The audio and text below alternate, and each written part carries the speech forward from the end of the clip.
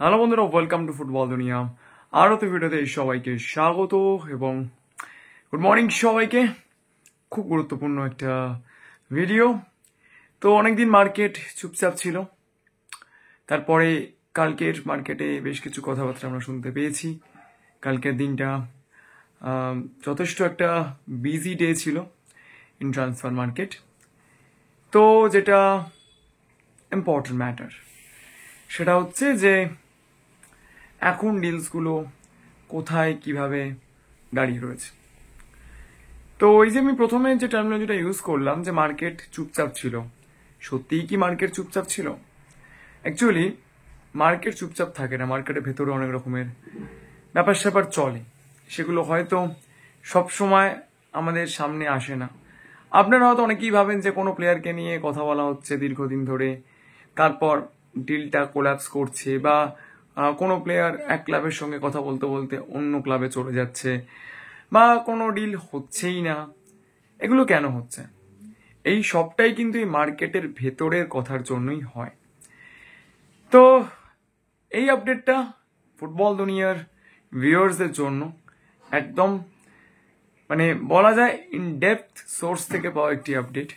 কালকের আপনাদেরকে আমরা আপডেট দিয়েছিলাম যে মেহতাব সিং এর সঙ্গে Mumbai city FC they are desperately trying to retain his service.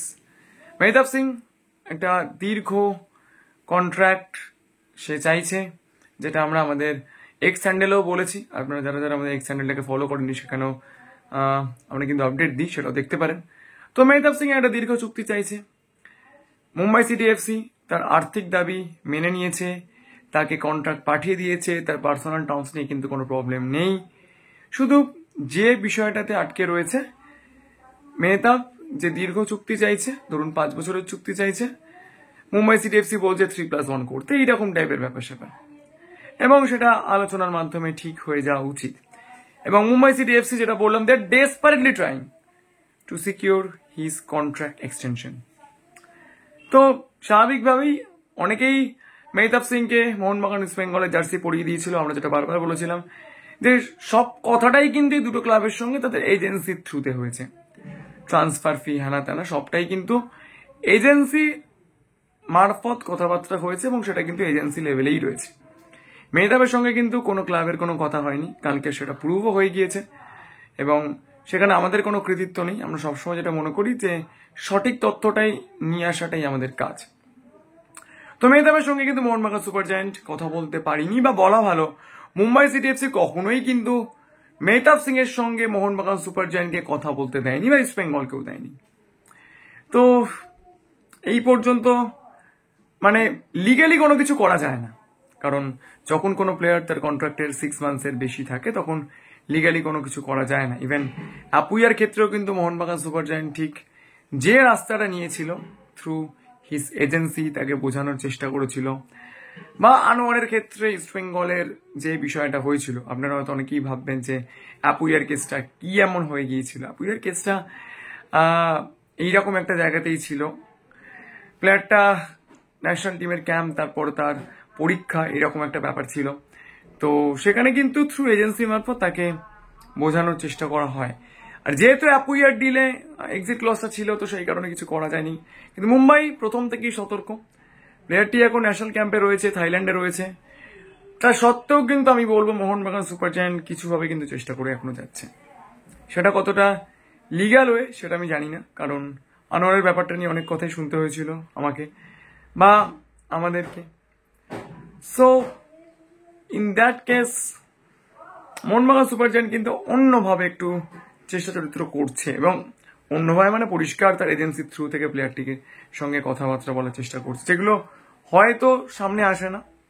কিন্তু আমাদের মনে হলো যে এই যে তাদের এফোর্টটাকে আমরা একটু সামনে পোট্রে করি, যে তারা কিরকম ভাবে চেষ্টা করে প্লেয়ারদেরকে আনার জন্য। তো মোহনবাগান সুপার জায়ান্ট বড় নাম, তারা কিন্তু এই সিজনের প্রথমে রোশনকে চেষ্টা করেছিল, সেটা হয়নি। ইভেন বিষ্ণুর ব্যাপারেও আমরা অনেক কথাবার্তা শুনেছিলাম, সেটাও হয়নি। এবার মেহতাবও যদি না পাওয়া যায় তাহলে অবশ্যই ব্যাপারটা একটু কঠিন হবে। তো মোহনবাগান কিন্তু এইভাবে একটা চেষ্টা করছে, এটুকু বলতে পারি।